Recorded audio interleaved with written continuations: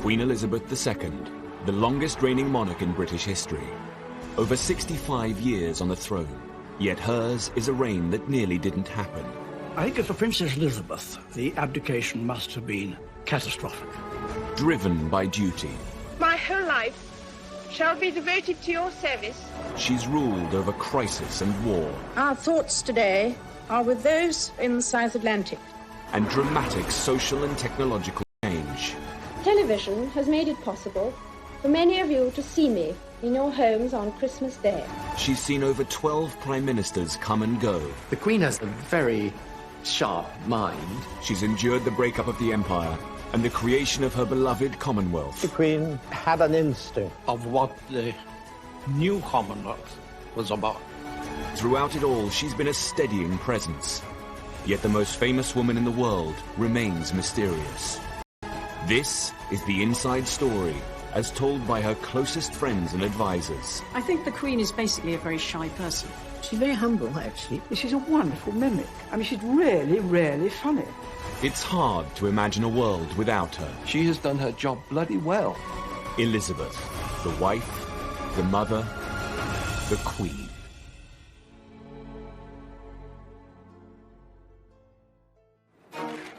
The 90s had been a very difficult decade for the Queen.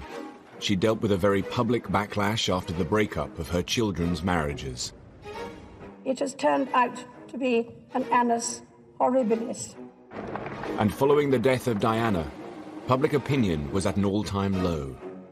The Queen was seen as out of touch, traditional and too formal. As the 21st century beckoned, the monarchy needed once again to rethink the way it related to its people. Tony Blair had swept to power in 1997. We ran for office as New Labour, we will govern as New Labour. He was the Queen's 10th Prime Minister, her youngest to date, and perhaps her most modern.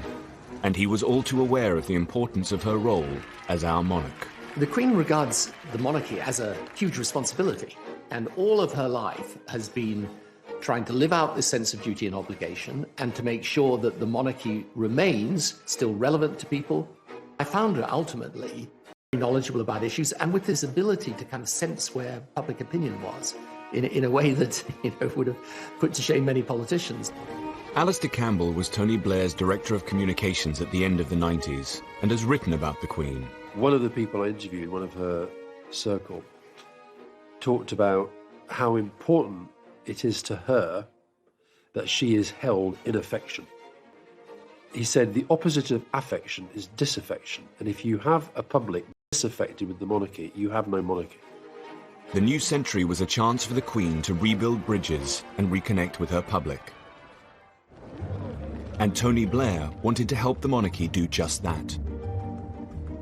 To celebrate the arrival of this century, New Labour built the Millennium Dome and planned a huge New Year's Eve celebration to be televised to millions of viewers. Tony Blair wanted the Queen to be guest of honour and join her people at this significant time. It was obviously a very big moment in history. Yeah, and it was important that she was out there on that evening, I think. The idea was that the Queen and the nation would be entertained by breathtaking acts from all over Britain. There's this wonderful performance that was going on 60 feet above our heads. I had this terrible vision of these people somehow falling from the top of the dome and crushing the royal family, and thinking that this is not a great headline for the world. The Millennium celebrations included a spectacular fireworks display. But inside the dome, Blair's plan was turning into a night the Queen would rather forget. News editor Stuart Purvis was a guest at the dome. You have to remember that the Millennium Night celebration at Greenwich was not a royal production. It was almost a political production, really. And it showed. It was really a bad event. I suspect the Queen thought, this isn't one of my shows, if you like. And she was really not comfortable with the whole thing. As Big Ben struck midnight, the whole dome broke into Auld Lang Syne. This was all a bit weird. Suddenly, it was a kind of family occasion. And what do you do? Well, of course, probably Tony Blair and Cherie, like in our household, they do all this. Well, Scottish household, households, grand Scottish households, they don't do that because the ladies don't want to get all their diamonds and things cluttered up with that, so you hold hands like this. So the Queen and Prince Philip were doing it their way. Tony and Sri were probably thinking, well, how do we do it? And so everyone is feeling a little bit awkward. Her discomfort was palpable to the millions who watched the celebrations on TV. I think Tony was just a little bit conscious of the fact that he's bringing in the new millennium with the Queen, and that's never been done before. So, do you grab her hands and make them cross over? And said, no, I don't think it'd been rehearsed. Well, the whole razzmatazz thing, I don't know. It's sort of... It wasn't as you normally see her. To me, it seemed to be, watching, I thought, they're putting in a rather funny situation. But she has to react, she has to cope with it. Seen kissing the Queen. It was just caught, I think, just for a minute, just giving her a kiss, which one felt at the time, here, I'm here, it's all right. He was reassuring her that he could get through that situation. I thought the Queen was a bit uncomfortable, and I felt really sorry for her, but I mean, frankly, I was a bit uncomfortable. The whole event was very odd, and the whole night passed in a bit of a blur, frankly. But anyway, she put up with it in extremely, good spirits, considering.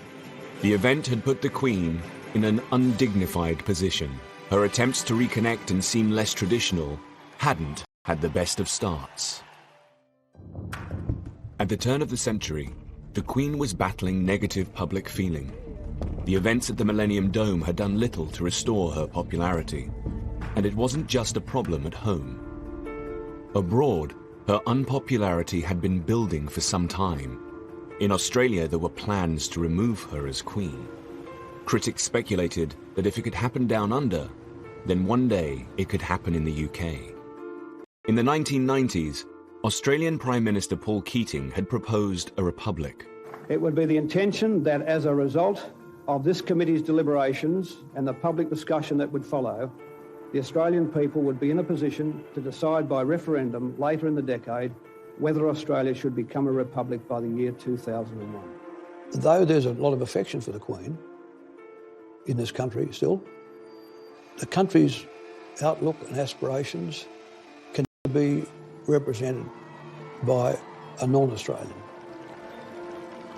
When I met the Queen in Balmoral, she said, of course, I will always take the advice of Australian ministers and the Australian people. And I said, ma'am, we'd expect no less and ask for no more. As well as Australia, the Queen was the head of 16 different nations across the globe, from Canada to Jamaica, New Zealand to Papua New Guinea. If Australia became a republic, more countries could follow suit. But despite the high stakes, she was careful not to get involved in the public debate. There was an affection there. After all, Prince Charles had been to Geelong Grammar School for a term or so. I think it would be disappointing to the Queen. But on the other hand, she had really accepted that it was the decision for the Australian people to make. In 1996, Keating was replaced as Prime Minister by John Howard, a politician with monarchist sympathies.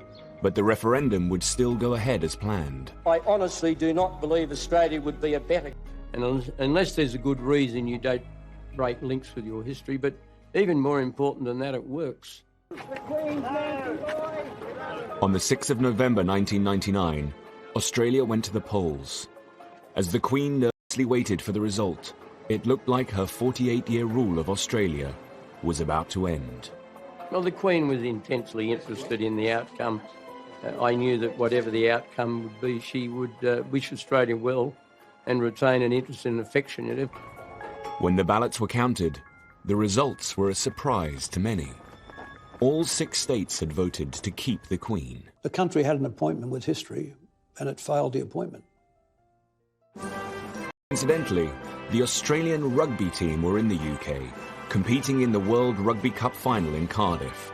The Queen was there to present the trophy to the winner. I'm told she was very pleased, but by the person who officially conveyed the result. What we didn't know is that the Australians would come to the UK and win the Rugby World Cup, which added a certain piquancy to it, including the Queen presenting the trophy to John Eales, the Australian captain, just after the result of the referendum. As they say in Fleet Street, you couldn't have made that up. The Queen's presence at the Rugby World Cup final was a symbolic moment. For many Australians, it was cause for a double celebration. The Queen had held her own in the country she regarded with fondness. But closer to home, family worries were about to test her in a far more personal way. The Queen's sister, Princess Margaret, had been ill for some time. In 2002, her health took a turn for the worse. Princess Margaret had always been the Queen's glamorous and mischievous sister, and they were devoted to each other.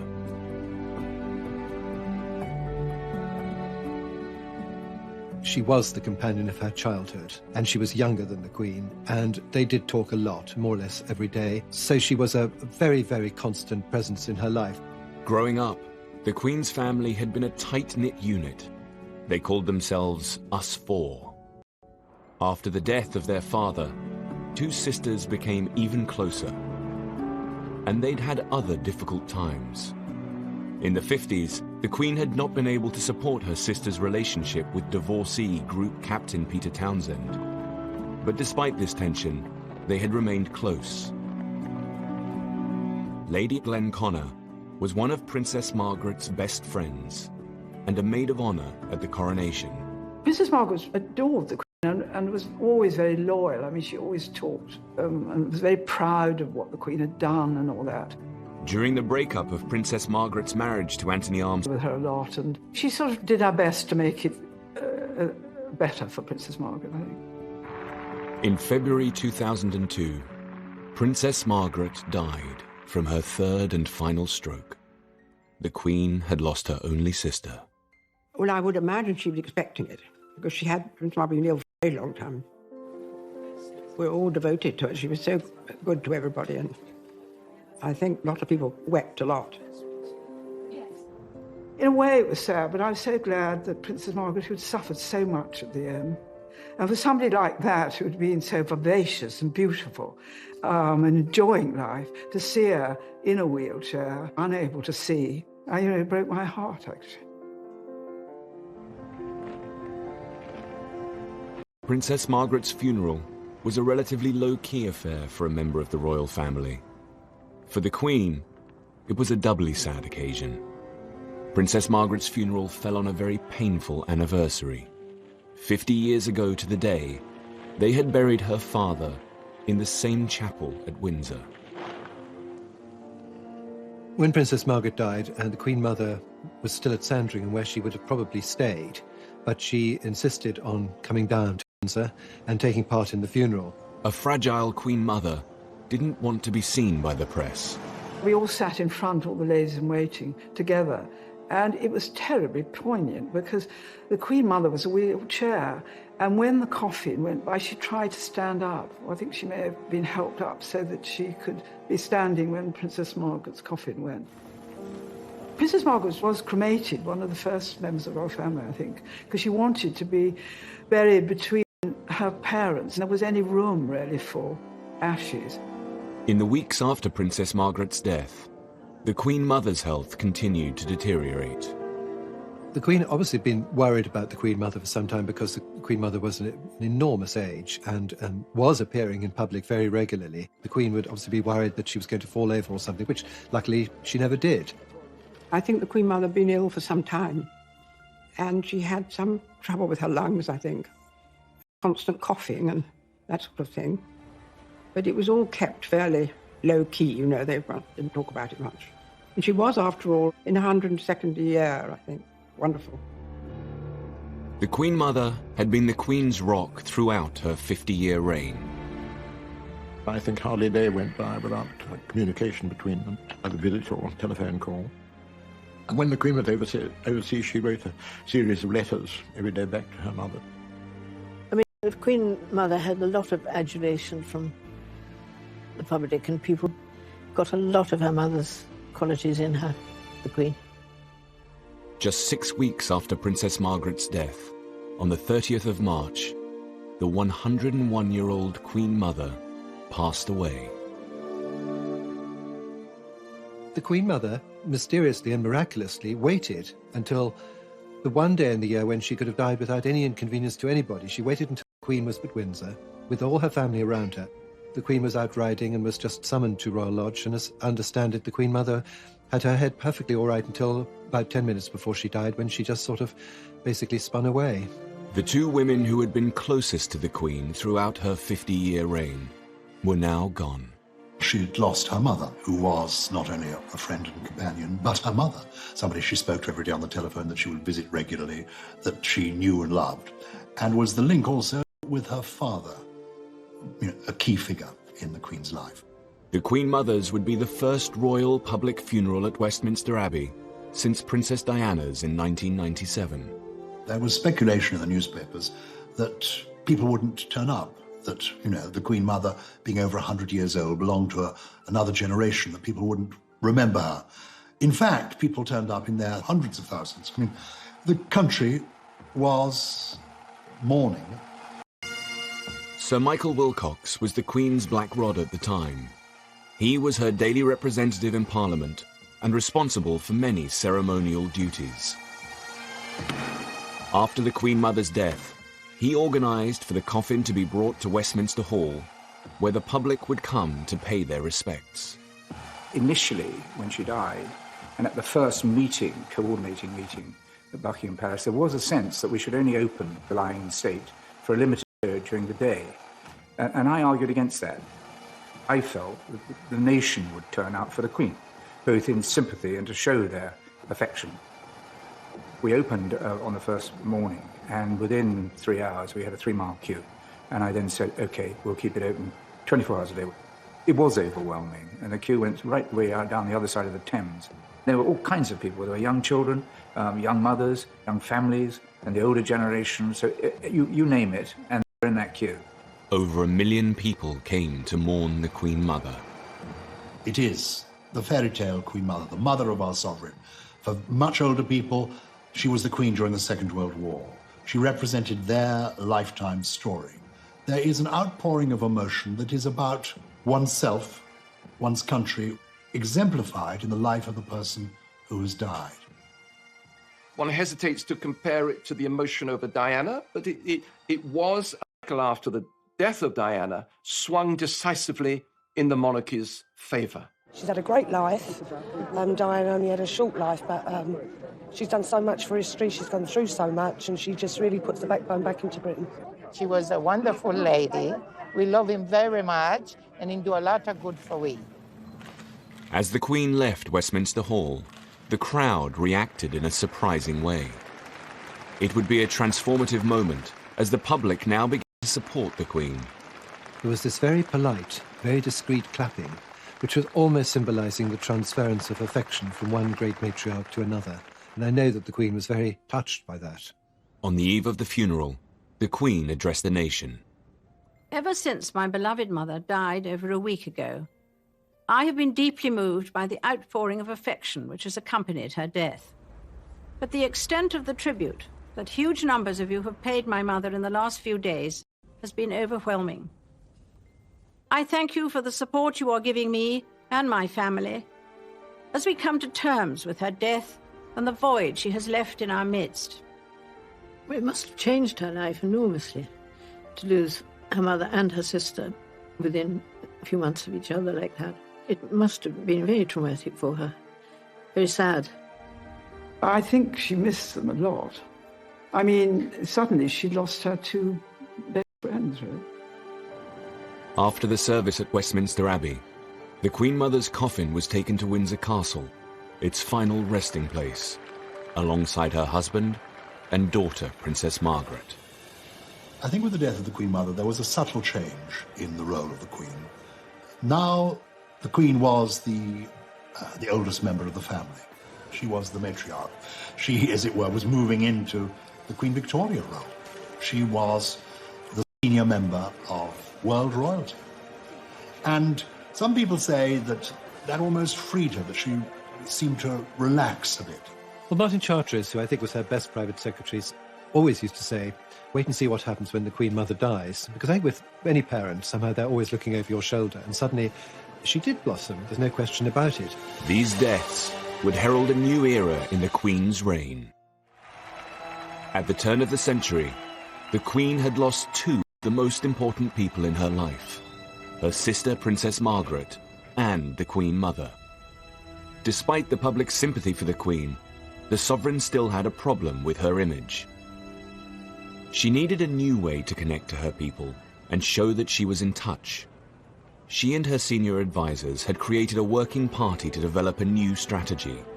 They called it the Way Ahead Group. She, not just the Queen, every single member of the inner royal family came to the Way Ahead Group and private secretaries.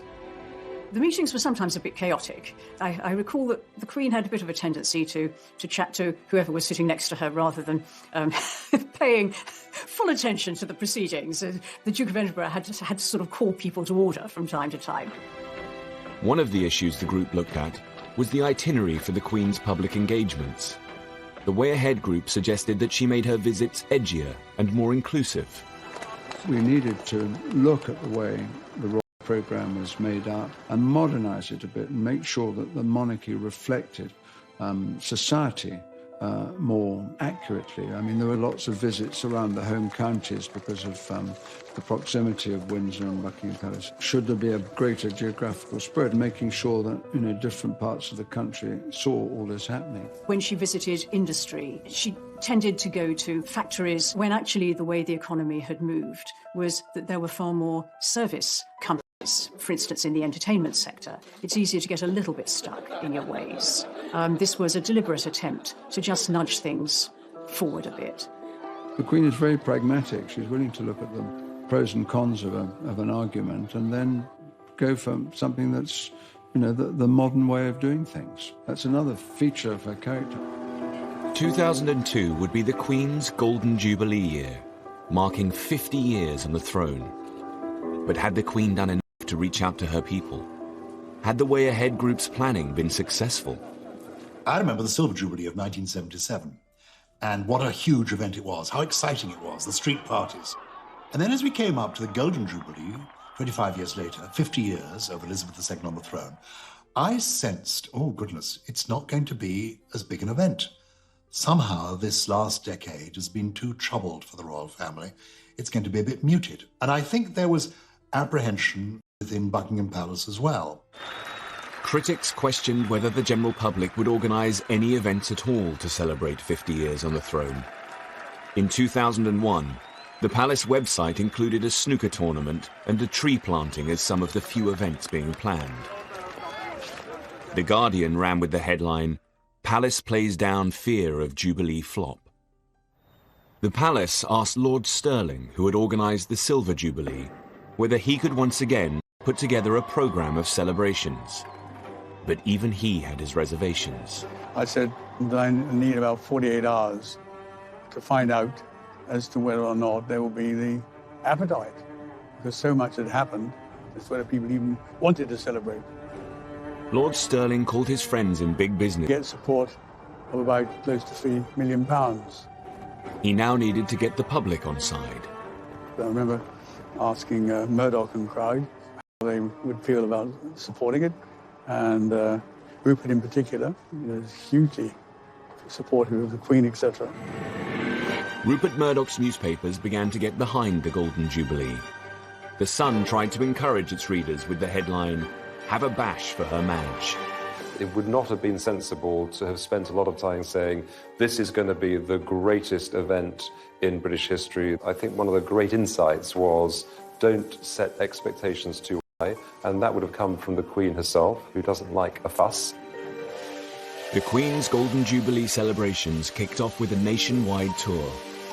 But would the public turn out to greet her? Some were fearful that the Queen might turn up and there wouldn't be a particularly warm welcome. Or would there be a welcome at all beyond the mayor turning up and the civic dignitaries? In fact, it was a huge success.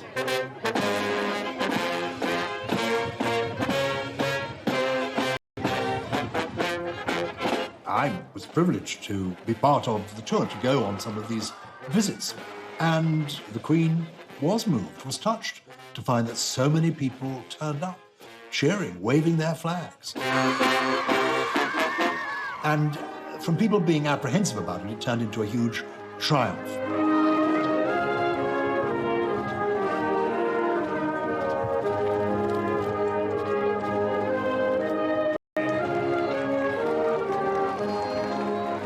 she said, "What's this?" And I said that it was a picture and I drew it for her, and she said thank you. I thought she was going to be quite nice, and she was.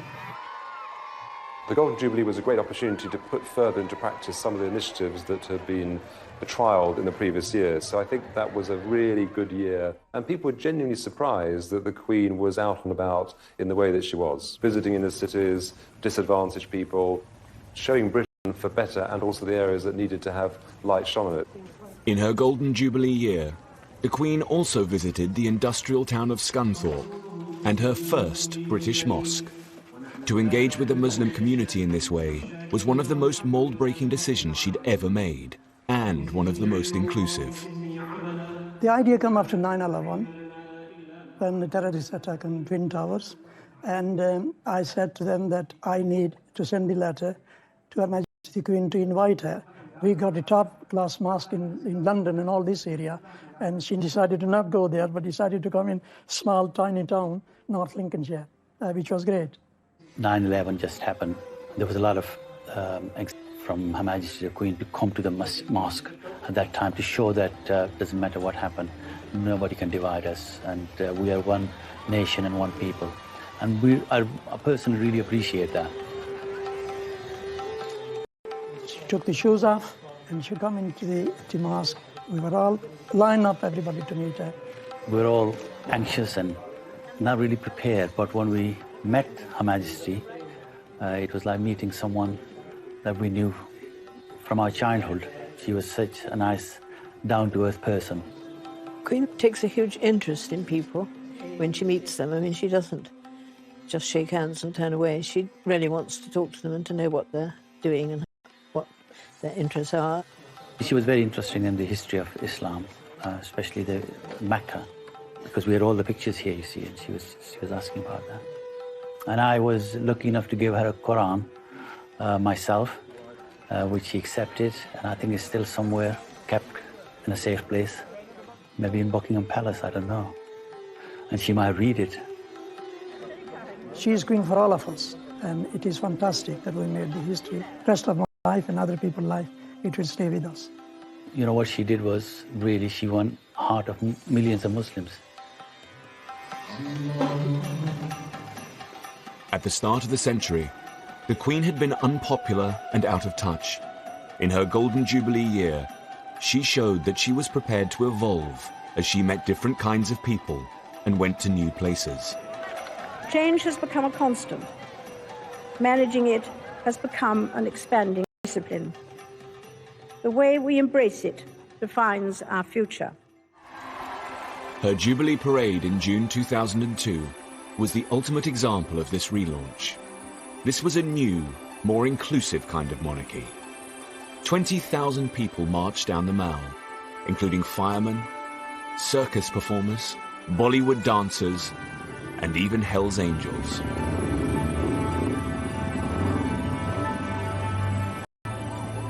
How far have you come to be here today? How far is Australia? 10,000 miles? Oh, well, I'm a true royalist. I just think it's wonderful. The whole world seemed to have come out to celebrate with her. As the highlight of the celebrations, the Jubilee organisers planned 2 huge concerts at Buckingham Palace, one classical, one pop. 3 years earlier, the Queen had been the guest of honour for the New Year's Eve celebrations at the Millennium Dome, which had left her feeling uncomfortable.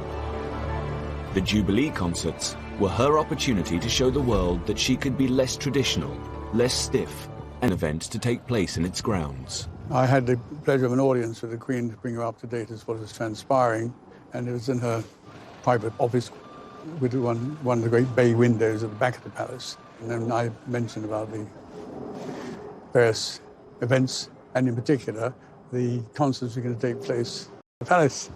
And she said, "Oh, yes, you must come." And come. So we went, and she took me over to the window, and of course, outside, they've got all the bulldozers and scaffolding and goodness knows what else. And she said, "Look what they're doing to my garden." It wasn't just the great and the good that were invited. The general public would get a chance to attend the party at the palace. 2 million people entered the ballot for golden tickets. Having these major events in the palace itself, I think, was a brilliant idea. As it sort of draw people into it as against having the mystique. The pop party at the palace lasted for 3 hours.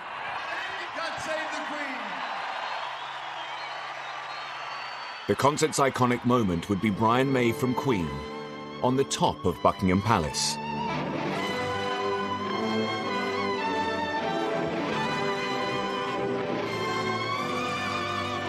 The Queen had heard her national anthem many times, but not quite like this. I think, British people are always up for a party, and I think perhaps most importantly, that actually, given the opportunity to say thank you to their sovereign, the British people will take that opportunity and they will say thank you, and that's what I think was symbolised in those events. The Queen didn't expect much of the Golden Jubilee, but perhaps with the Golden Jubilee we see the beginning of a more self-confident monarch emerging. It's her millennium, it's her turning of the clock and moving into a new, very relaxed, very happy age. The Golden Jubilee had put the Queen back on top, but there was still a problem that she needed to resolve. At the classical concert, a few rows back from Prince Charles, was his longtime mistress, Camilla Parker Bowles. This was her first public appearance in the presence of the Queen. For the Queen to truly put the difficulties of the past decade behind her, Camilla's status in the royal family needed to be dealt with once and for all. By 2005, it became clear that Prince Charles's relationship with divorcee Camilla Parker Bowles needed to be sorted out. Camilla's presence tarnished the Queen's public image. Divorce from the early years has been the bugbear of the Queen's reign, from the abdication through Margaret and then up to Charles and Diana. It manifested itself still as an issue when it came to the remarriage of these two divorced persons, Charles and Camilla. But there was this extra for the breakup of the marriage and the tragedy of Diana. By the time of the Jubilee, Camilla was living with the Prince at Highgrove. He had always made it absolutely clear that she was a non-negotiable part of his life. So you have a situation where the Prince of Wales is basically, if I can put it like this, living with his mistress. And that's not very satisfactory, because one day he becomes head of the Church of England. She was a divorcee. He had also been divorced, but his first wife was dead. In an attempt to introduce a more positive image of Camilla, Prince Charles ran a carefully planned public relations campaign. The Camilla problem needed to be settled before his succession to the throne. If he was going to marry her, it had to happen during the Queen's reign, and so a very well orchestrated campaign set up, which took about 2 or 3 years, at the end of which they were able to marry. The 9th of April 2005, Charles and Camilla married in Windsor Registry Office. But there was one key person who could not attend. The Queen clearly believes in being the defender of the faith, and people also forget she is the supreme governor of the Church of England. So there are certain things that she will not do because of the kind of authority God has given her. The Queen could not possibly be seen to countenance the remarriage of two divorced persons. So it was quite simple. They had to go down to a registry office in town, in Windsor, and get that side of things done, the public side, with her not involved. But it doesn't mean she will be unloving. So she would really recuse herself from those areas which, in fact, she says to herself, I am the supreme governor, but Charles, my son, a service where God's blessing and forgiveness is being asked for, I'll be there. The Queen did attend the blessing and hosted their reception at Windsor Castle. Sir Nicholas Soames was one of the wedding guests. It was a wonderful day, a huge gathering in St George's Hall. And the Queen was very, very much on parade. And she made the most charming speech. It was a special day for the Queen in more than one ways, in that it was the day of the Grand National. Brass tapped. Voice says, the Queen has an announcement to make, an important announcement. And the Queen stands there and says, yes, exciting news, everyone. Hedgehunter has won the Grand National. She used it as a metaphor and talked about Charles and Camilla and said how they'd survived Beecher's Brook, how they'd survived the chair and all the other obstacles. She said, welcome to the winner's enclosure. And to liken the struggle that they'd been through to the Grand National from the Queen really was the sign of approval. She was absolutely charming, and there was a great roar of approval. I mean, a great roar after she'd done it. It was a great day. No, gosh, I mean, what a time it has been. The marriage seemed to draw a line under the Queen's troubles. In 2006, as she approached 80, the monarch moved into a new phase. I do think the press in particular didn't see the royal family institution, the monarchy, as being a source of stories in the way that they had previously, and that made a difference. I think the country were getting used to a new generation of the royal family, and I think the fact the young princes were emerging made a huge difference. I think people began to see the Queen also not just as a mother, but as a grandmother. As the decade ended, her grandchildren began to take a more visible role in royal life.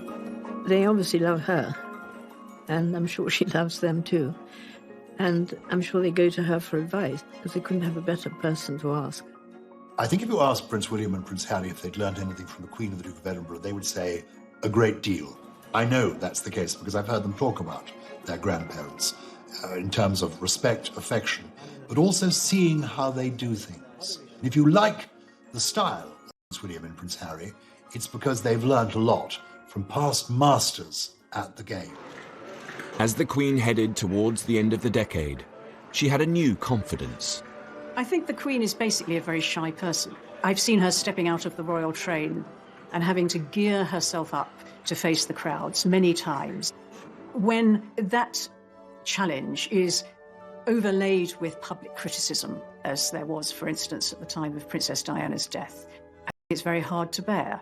So if instead what you're reading in the newspapers and seeing on television is broadly supportive and warm towards you, you relax in turn. And that is what's happened to some degree for the Queen. Finally, she came into her own and became in many ways a different woman, clearly at ease with herself, but she is clearly totally at ease enjoying her job, and the country is enjoying her doing it and wants her to go on doing it as long as jolly well possible. She had seen personal loss with the deaths of her mother and sister. She had seen her son and heir, Prince Charles, remarry, and she had proved her relevance to the British people. At the end of the decade, her popularity had never been so high. The world now saw a more self-assured monarch, the nation's grand. Recognize that you have to be more out there with the people in today's world, but you never forget with her that she's the Queen, and that ability to retain the aura at the same time as move with the new age, that's really what marks her out, I think. In 2012, the Queen celebrated her Diamond Jubilee, marking 60 years on the throne. She became only the second monarch in British history to reach this landmark. The first had been her great-great-grandmother, Queen Victoria. Queen Elizabeth II's reign had encountered many highs and lows in its 6 decades, but she had come through them all. Inevitably, a long life can pass by many milestones. My own is no exception. As the Queen moved into her 90s, the decade would test her strength, wisdom, and moral leadership. But in 2012, the UK prepared to celebrate the Queen's Jubilee and thank her for her years of service. By the time of the Diamond Jubilee, the Queen had had a bit of practice at Jubilees. They didn't worry her so much anymore. She had entered this more serene, less controversial aspect of her reign.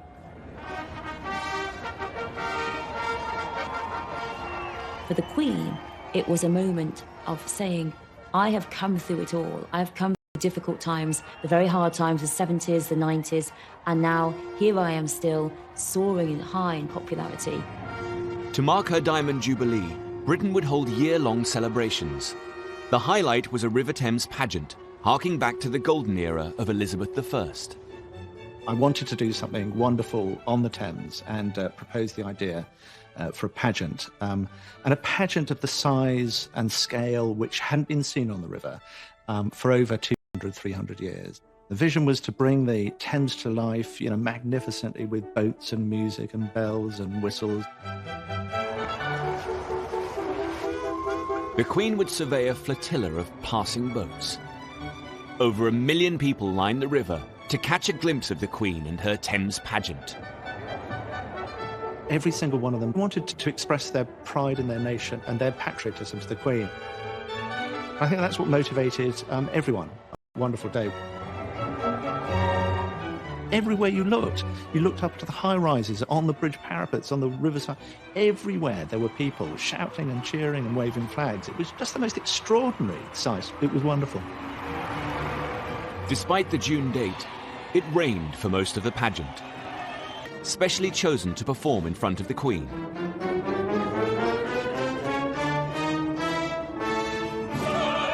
One of the singers was Monica McGee. We sing Land of Hope and Glory, and then we're greeted by the royal family. And it is honestly one of the wettest weather experiences I've ever encountered. But until we actually saw the Queen, it didn't quite hit us precisely how fantastic this occasion really was. And then I don't think anyone felt wet or cold. And I think it just took on a kind of quite strange, otherworldly moment. We just think this is our job, to honour this woman and try and do our job really wonderfully for someone who's been done her job for decades.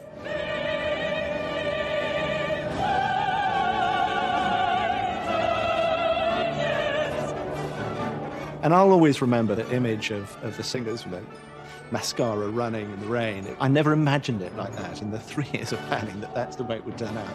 But it was wonderful in the way it was completed. There was also, I think, a feeling of poignancy on her part and on the part of those who were there, that this could well be the last time.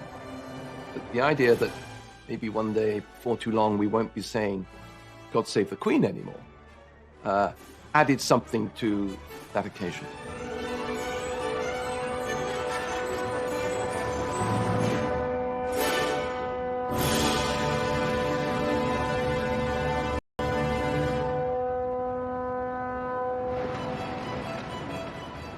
As one of the world's longest-serving sovereigns, the Queen has a unique wealth of experience to draw on. She meets more people who are experts in their field, including politicians and industry experts and people from academia, than probably anyone else around. Throughout her reign, she's received red boxes with ministerial papers and briefs from Downing Street every day. It's hard work it is when you think about the Queen every night of her life. Most people can probably go home and do what they want to do, but the red box appears every single night. As long as she's been monarch, the Queen has held a weekly audience with her Prime Minister. From Winston Churchill to Margaret Thatcher and Tony Blair. At a superficial level, she was just the Queen, listening to the Prime Minister, as it were, and exchanging different conversations with the Prime Minister. But as the time went on, in my interaction with her, I came to have a real regard for her basic judgment and perception about society, about the country, about the people of the country. All this helped to end hundreds of years of hatred against the British.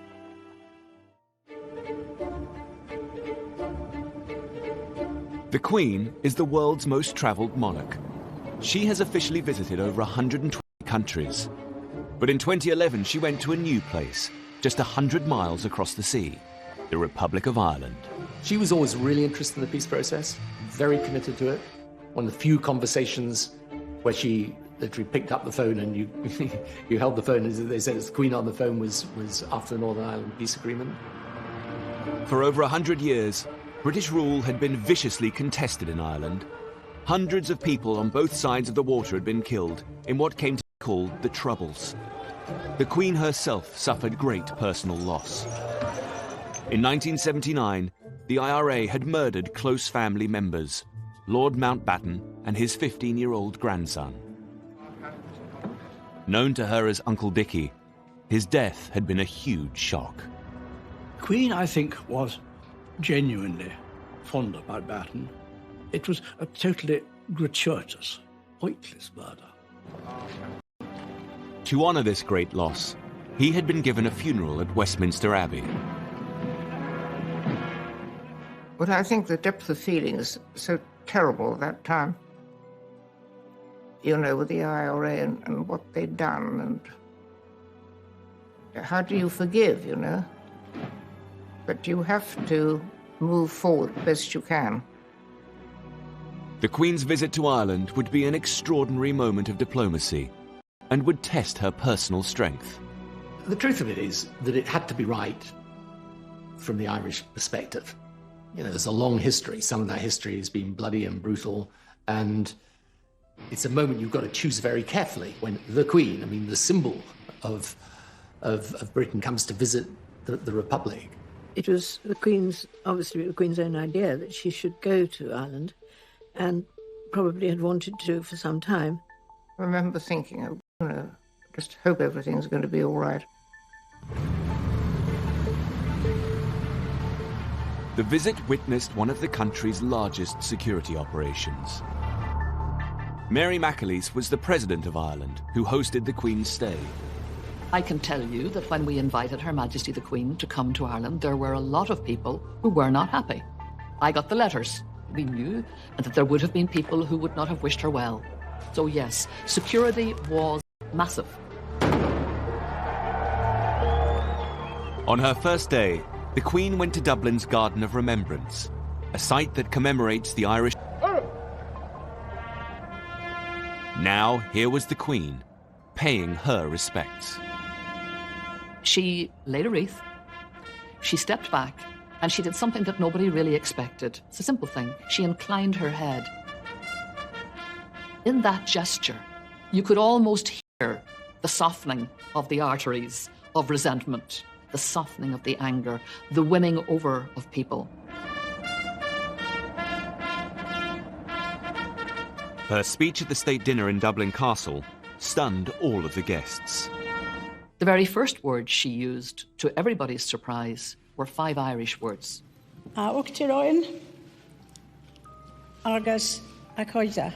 President and friends. My reaction just was wow. And I was watching right around the audience where everybody else was saying, you know, wow. The saying of that in the Irish language went deep into the hearts of people because for generations, the British establishment had tried to obliterate this ancient language and had come very close to doing so. The speech continued in a very personal tone. Through the history, our islands have experienced more than their fair share of heartache, turbulence and loss. These events have touched us all, many of us personally, and are a painful legacy. We knew that she was talking obviously about Lord Mountbatten. We could feel this was a human being whose hurt and pain was real, happened in our time, happened as a result of our historic enmity. The entire trip took some very bold and risky decisions. On the second day, the Queen visited Croke Park, the spiritual home of Gaelic sports. But it was more than a sporting venue. In 1920, this was the site of the first Bloody Sunday. In 1920, in the middle of a match, British forces went through the gates in tanks. They opened fire on players and on spectators and killed a lot of people and maimed more. It became a moment of utter rage for Ireland that fueled the ongoing historic resentment. The president of the Gaelic Athletic Association, Christy Cooney, took the Queen to where the massacre happened. I'm sure her people had explained to her exactly what Croke Park meant. I'm sure she was aware of Bloody Sunday, and she would have known the environment she was coming into. My memory of her walking onto the pitch and Christy Cooney saying to her, you know, this is where British troops came in and killed 14 people on Bloody Sunday. And I can still remember a voice that was breaking with real heartache. And she just said, I know, I know. I just thought she carried it off extremely well. The Queen's empathy had helped her forge a new relationship with Ireland in a way that no other British statesman could have done. It's a sort of healing process in her presence, I think. And that is for her enormous capacity to bring people together, probably wouldn't normally want to get on particularly well. The visit was a huge success and brought Ireland and Britain closer together. The Queen would take the peace process a step further a year later in a previously unimaginable act. In 2012, she flew to a charity event in Belfast, where she met with Deputy First Minister for Northern Ireland and former IRA commander, Martin McGuinness. Simple handshake between the head of the British state and a former IRA commander. To be prepared to reach out and shake the hand of the people who, has been responsible for the death of someone who was very close to her. She was prepared to overcome all of that legacy, all of that history, and in the interests of peace, to reach out and do it in a genuine way. The signal of that handshake was worth millions of words. For both sides in the equation, there would have been considerable difficulties. You can imagine the kind of pressures on both. And yet, both of them are leaders. And that's what leaders are called to do, to push out into the deep, to do the difficult thing, to do the courageous thing, to do the risky thing. I mean, what a gesture. If you can do that, I think most people could do a lot more than they do to make things better. As head of state, the Queen has built bridges in ways that no politician could have done. Back at home, her responsibility in this role is one that she's had to carefully navigate over the years. The Queen must be above politics, but she is a crucial cog in our constitution. Not only does she officially open Parliament, she is still the only person who has the power to appoint a Prime Minister. She's a person who has to be satisfied that the Prime Minister has a sound majority and a basis for exercising power. In 2010, Labour Prime Minister Gordon Brown called a general election. The polls showed that there may not be a clear winner, which would leave the Queen in an unprecedented scenario about who to appoint as Prime Minister. I was working in Number 10 at the time as the Prime Minister's official spokesman, and it was pretty clear in the run-up to that election that it was either going to be a hung parliament or a coalition government, so we could actually work out what would happen. As a result, the Queen's advisers came up with a set of written guidelines, for the first time defining what part she should play. The Cabinet Manual does make absolutely clear that the Queen has no role other than a formal role in appointing the Prime Minister. She has no discretion in those areas. In the event, Labour lost their majority, but the Conservatives didn't have enough seats to form a government. With the outcome of the general election, we find ourselves in a position unknown to this generation of political leaders. As talks got underway for a coalition government, the Liberal Democrats, led by Nick Clegg, were courted by both the Conservatives and Labour. But these discussions would take time. The Queen remained at Windsor Castle for the 5 days of the coalition negotiations, so that no one could accuse her of intervening in the process. I was in the Prime Minister's study when he called Nick Clegg on the Tuesday afternoon and said, "Nick, I can't wait any longer, nor can the Queen. I need your answer." And Nick Clegg then had to make the decision that he would go into coalition with the Conservative Party. I've informed the Queen's private secretary that it's my intention to tender my resignation to the Queen. I shall advise her to invite the Leader of the Opposition to seek to form a government. For his final trip to the palace, Gordon Brown took his wife and 2 small sons, as Labour bowed out of power.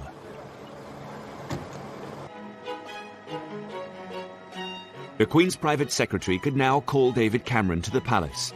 He would become her 12th Prime Minister, and her youngest to date.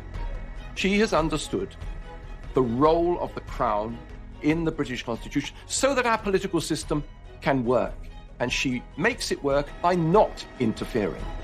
The Queen has been driven throughout her long reign by commitment to public duties. But it's her personal passions that reveal the most about her. The Queen's long reign has presented her with many challenges, but one passion that's never waned is her love of horses. The Queen is not only very keen on horses, but is also one of the great horse experts we've got in this country. And I'm sure for Her Majesty the Queen, who has been involved with horses for all her life, she finds them a great way to relax and to reflect. Oh, I think the Queen is happy because though she's driven by duty, sustained by faith, she has her passion in life, her dogs and her horses, and they do keep her happy. As the Duke of Edinburgh has said, if it doesn't fire to eat hay, she isn't interested. Ian Balding was one of the Queen's horse trainers for nearly 40 years. There is a special relationship between the Queen and her trainers. You'll ring Buckingham Palace and I'll say, it's Mr. Ian Balding speaking, could I speak to Her Majesty, please? Yes, one moment, sir. And 5 seconds later, you're through to the Queen, you know, which is pretty remarkable. I've been with Her Majesty on race days, and if you happen to have a winner when she's there, that is the ultra moment. Bear in mind, she has bred all these horses herself, so she knows their mothers and their grandmothers and their great-grandmothers. And I remember a lovely horse we had for her, a colt called Magna Carta, who won at Royal Ascot. He won the Ascot Stakes. The Queen learned to ride as a young child and has continued into her 90s. I'd read in the papers that the Queen had stopped riding. And I knew that she loved riding every day, and I thought, oh, how sad. And I wrote to her saying, ma'am, I'm so sorry to hear you've given up riding. Anyway, I had a letter back in the post the next day, literally saying, that's absolute rubbish. I haven't stopped riding at all. The Queen's personal life is closely guarded, particularly in one of her favourite places, Scotland. She is descended from the Kings of Scotland and spends every summer at her home in Balmoral. It is a magical place because it's so timeless. And the dogs are there, the children can be there, friends are there, and there you are, the castle's their home. Well, Balmoral is a very relaxed place, and I think the Queen feels relaxed when she's there. We were picnicking on the shores of Loch Mick, which is about 8 miles from the castle, and a party of youngsters appeared, and they all had a sort of sideways look as they passed. And then one of the young ladies came back, plainly a Londoner, and looking at the Queen, she said, "They tell me you're the Queen." And she said, "Well, I am." "What are you doing here then?" She said, "I live here."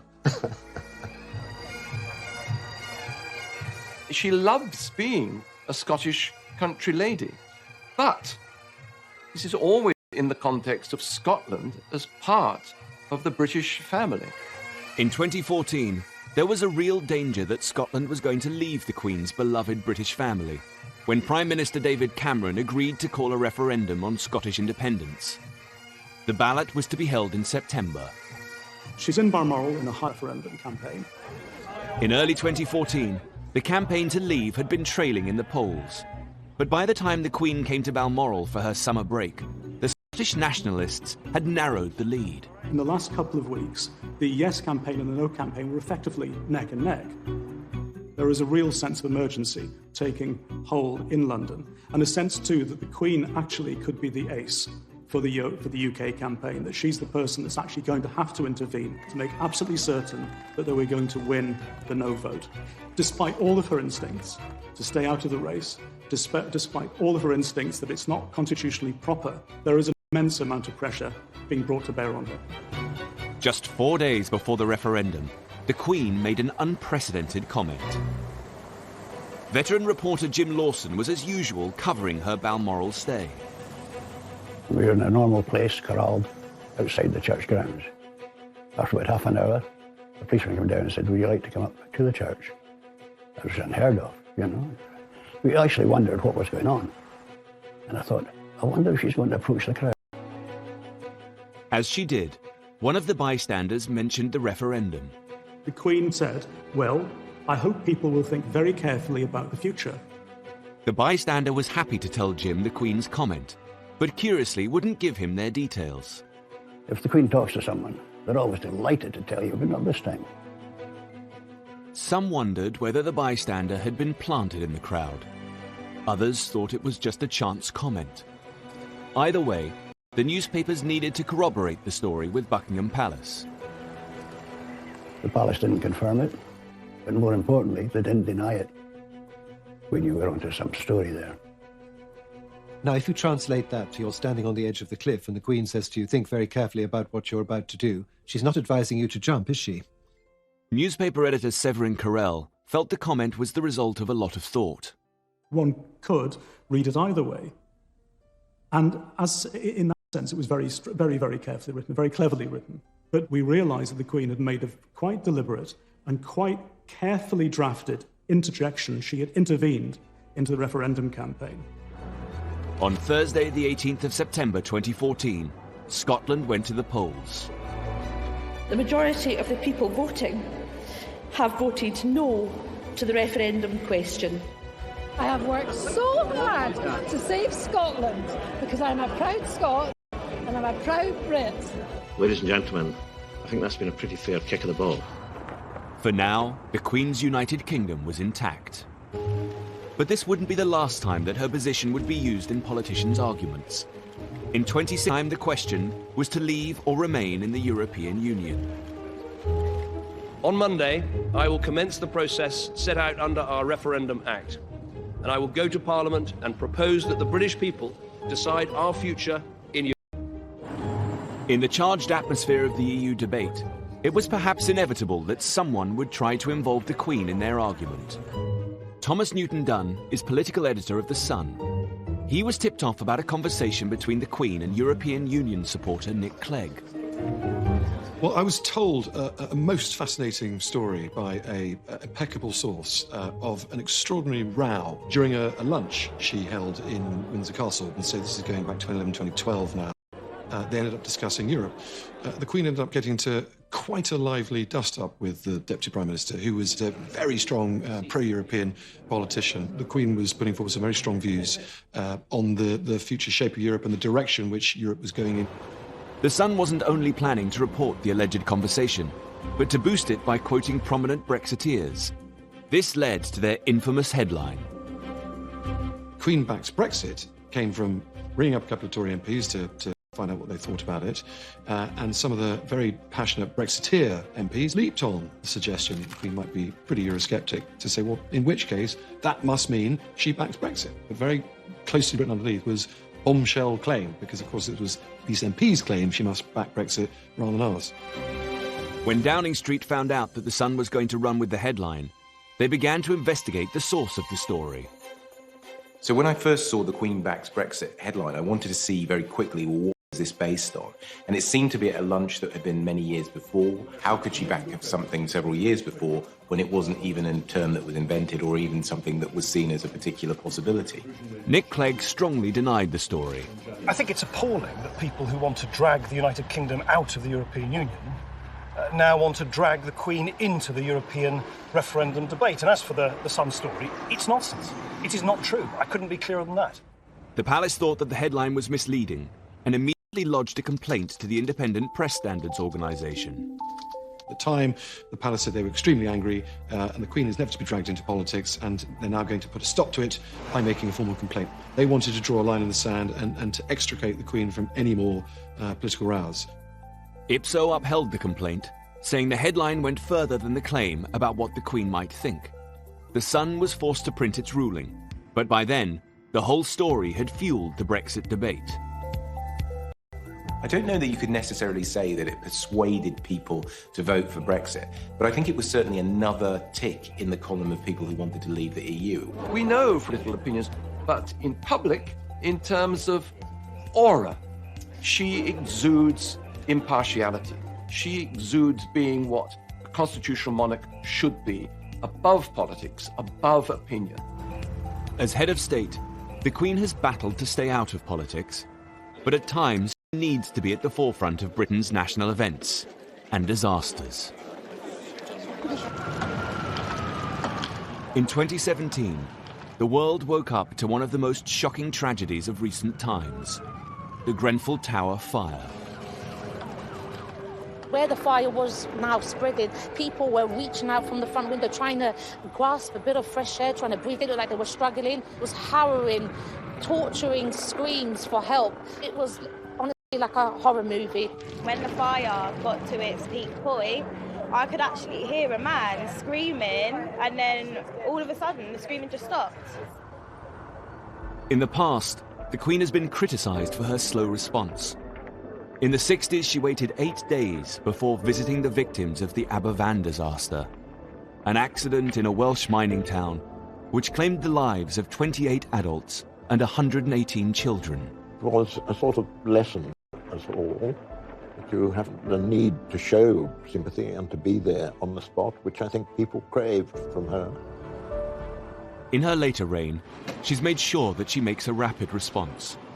Just 48 hours after the Grenfell Tower disaster, the Queen came to see the relief effort. One of the first charities to help at Grenfell was the British Red Cross. Mike Adamson is their chief executive. I think the visit of the Queen showed that the nation stood in solidarity with the community at Grenfell, and that community had not been forgotten, and people wanted to express their empathy for the experience that they had had. And the Queen, I think, has a unique ability to do that because of the way in which she conducts herself with such dignity and a sort of quiet, caring approach. And she went immediately to greet people, to say hello and how are you? And this was a big event affecting a lot of people in our country. She showed her sympathy and empathy and tried to reach out and wanted to be there to help. It was very moving. It's actually bringing tears to my eyes. To see her here, it shows that she is sincere and she truly cares. She looked at me directly in my eyes and I could see that she cared. Thank you for coming. The Queen's entire reign has presented her with many difficult moments. But the 2010s also held happier times for the 90-year-old monarch, as a new generation of royals came to the forefront to support her. 11. The Queen prepared to host one of the most iconic royal events of her reign. Her grandson and second in line to the throne, Prince William, married his university sweetheart, Catherine Middleton.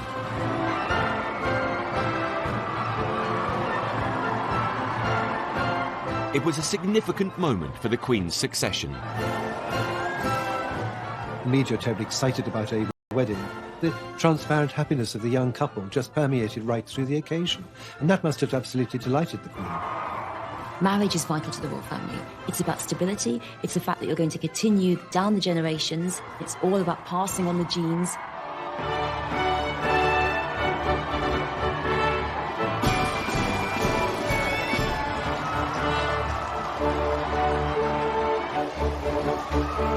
Billions around the world tuned in for Kate and William's wedding. The popularity of the Queen and her family had never been so high. Not very long after that arrives Prince George, and so she then has her 3 heirs in direct succession. You have to go right back to Queen Victoria to find that situation.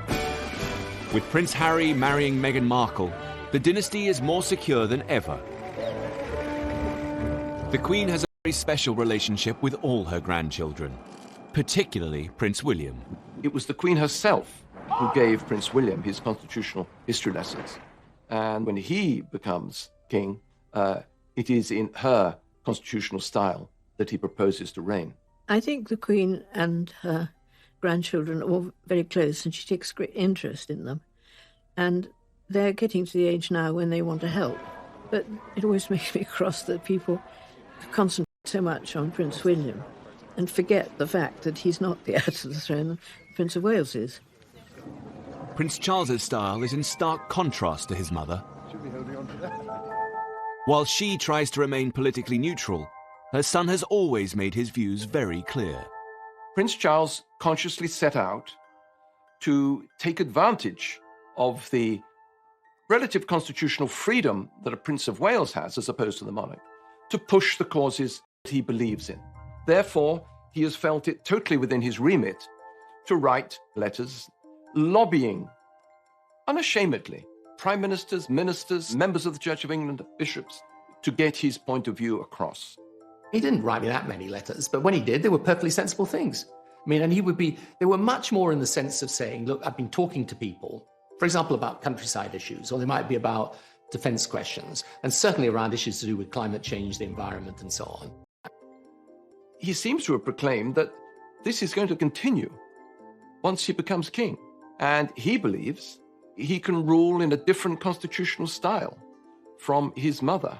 He will do very well. But, you know, I think that's all in the future. But I don't think one wants to be under any delusion of the fact that this will be a great task.